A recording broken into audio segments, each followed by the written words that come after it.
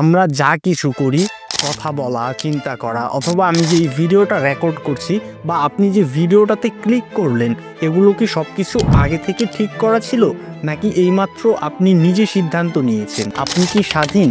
আপনার নিজের সিদ্ধান্ত কি আপনি নেন, নাকি আপনার সিদ্ধান্ত আসলে আপনার সিদ্ধান্তই না? যখন নামাজ পড়ার সময় তখন হয়তো আপনি গেম খেলছেন অথবা আপনি ফেসবুক স্ক্রল করছেন, কিন্তু আপনার সিদ্ধান্ত তো ছিল আপনি নামাজ পড়া শুরু করবেন। আমরা তো দেখে পাচ্ছি যে কি ব্যাপার, ওরা হচ্ছে যে চাপার মধ্যে কেন লিপস্টিক দিয়েছে, আবার ওরাও আমাদেরকে দেখে ভাবছে কি ব্যাপার, এরা ঠোঁটের মধ্যে কেন লিপস্টিক দিয়ে রেখেছে। ডিটারমিনিজম আমাদেরকে বলে আমরা প্রত্যেকটা চিন্তা, অনুভূতি এবং সিদ্ধান্ত যে নিচ্ছি এর পেছনে কোনো একটা কারণ আছে।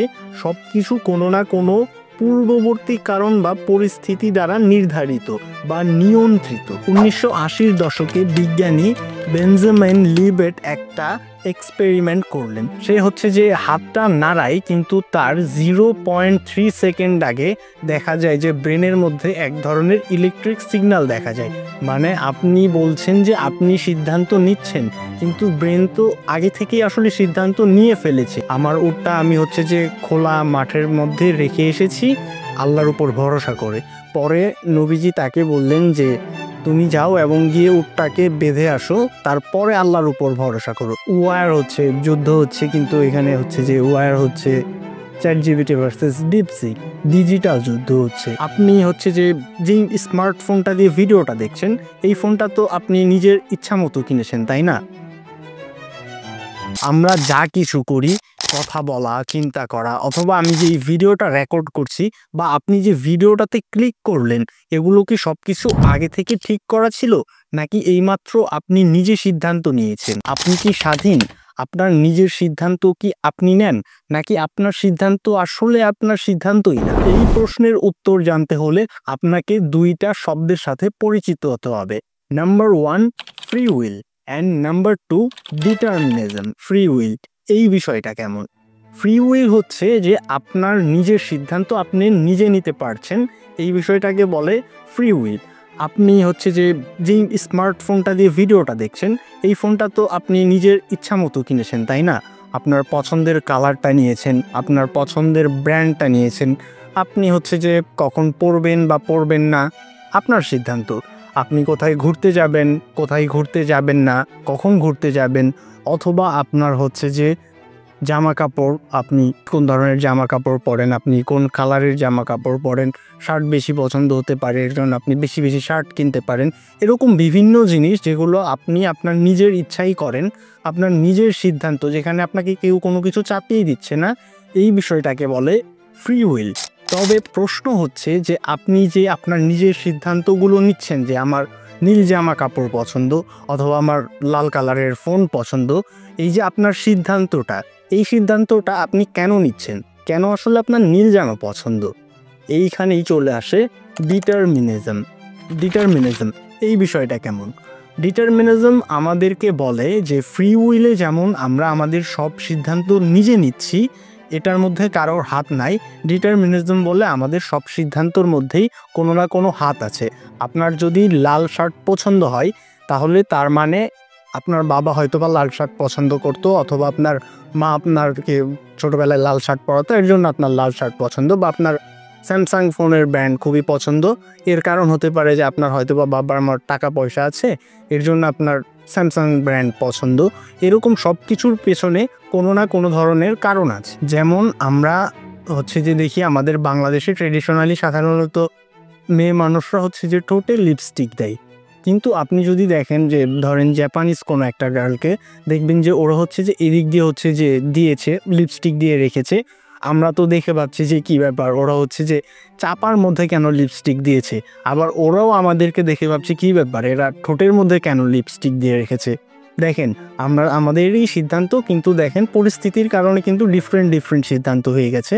তার মানে আমাদের সিদ্ধান্তর পিছনে আসলে বড় একটা কারণ থাকে। ডিটারমিনিজম আমাদেরকে বলে আমরা প্রত্যেকটা চিন্তা, অনুভূতি এবং সিদ্ধান্ত যে নিচ্ছি এর পেছনে কোনো একটা কারণ আছে। সব কিছু কোনো না কোনো পূর্ববর্তী কারণ বা পরিস্থিতি দ্বারা নির্ধারিত বা নিয়ন্ত্রিত। কোনো একজন ব্যক্তি কেমন পরিবারে জন্ম নিচ্ছে, ছোট থেকে তার অভিজ্ঞতাগুলো কেমন, বা কোনো একজন ব্যক্তি রাতে তার কেমন ঘুম হয়েছে এটার উপর নির্ভর করে আসলে সারাদিনের একটা সিদ্ধান্ত ঠিক হয়ে যায়। ডিটারমিনিজমের কিছু আলাদা আলাদা পার্ট আছে, তার মধ্যে একটা পার্টে তারা এরকম বলে যে একটা মানুষ আসলে কোথায় জন্ম নিবে, তার কি পরিবার হিন্দু থাকবে না মুসলিম থাকবে, বা তার ফেসের টোন কীরকম হবে, সে কি কালো হবে, বা সে কি আসলে ছেলে হবে না মেয়ে হবে, তার পরিবার কি ধনী থাকবে না গরিব থাকবে, এগুলো তো আসলে আমাদের হাতে নাই, এগুলো তো পূর্ব নির্ধারিত একটা জিনিস। তাহলে ফ্রি উইল বিষয়টা কোথায়? আপনি একদম শক হয়ে যাবেন। এখন একটা এক্সপেরিমেন্টের কথা বলবো এই ডিটারমিনিজমের বিষয়ে। 1980-র দশকে বিজ্ঞানী বেঞ্জামিন লিবেট একটা এক্সপেরিমেন্ট করলেন। এক্সপেরিমেন্টের মধ্যে একজন মানুষের মাথার মধ্যে অনেক ধরনের স্ক্যান করার জন্য জিনিসপত্র লাগিয়ে তাকে বলা হয় আপনার যখন ইচ্ছা আপনি তখন আপনার হাতটা শুধু নাড়াবেন। সে যে হাতটা নাড়ায়, কিন্তু তার 0.3 সেকেন্ড আগে দেখা যায় যে ব্রেনের মধ্যে এক ধরনের ইলেকট্রিক সিগন্যাল দেখা যায়। মানে আপনি বলছেন যে আপনি সিদ্ধান্ত নিচ্ছেন, কিন্তু ব্রেন তো আগে থেকেই আসলে সিদ্ধান্ত নিয়ে ফেলেছে। এটাকে ফাইন্ডিংস বলে। আমরা শুধু আমাদের সিদ্ধান্তটাকে রিপোর্ট করছি, জেনারেট করছি না।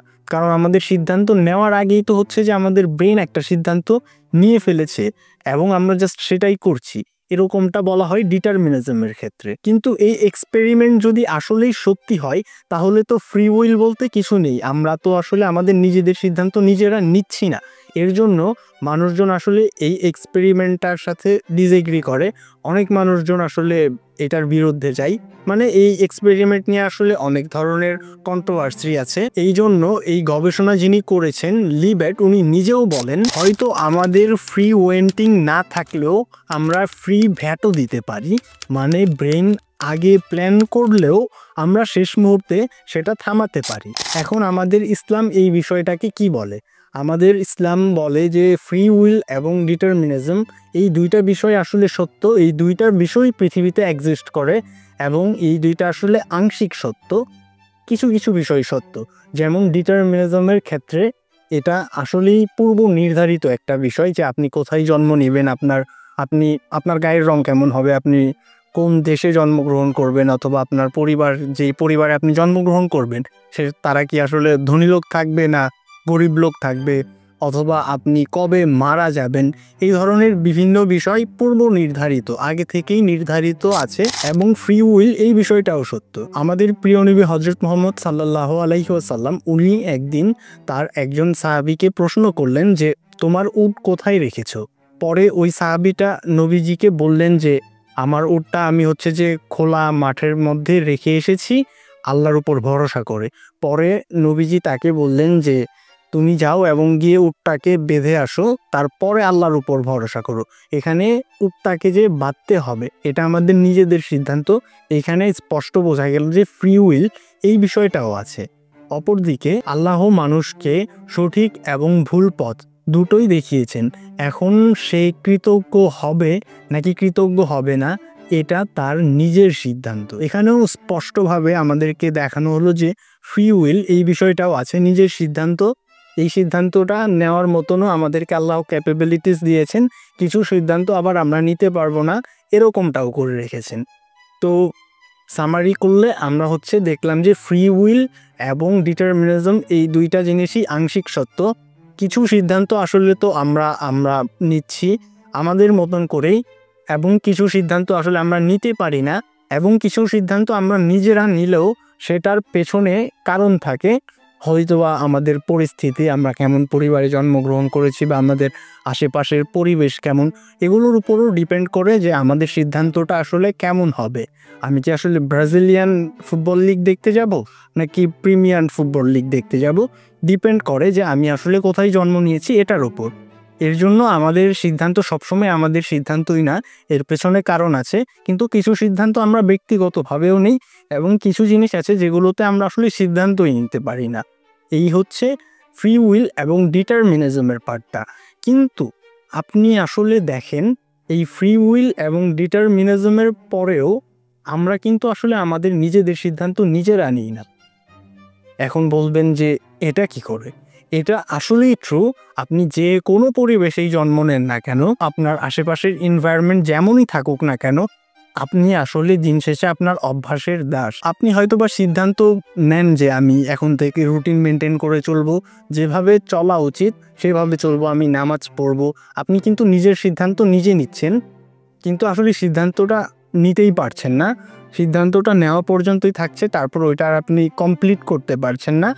আপনি যখন নামাজ পড়ার সময় তখন হয়তোবা আপনি গেম খেলছেন অথবা আপনি ফেসবুক স্ক্রল করছেন। কিন্তু আপনার সিদ্ধান্ত তো ছিল আপনি নামাজ পড়া শুরু করবেন।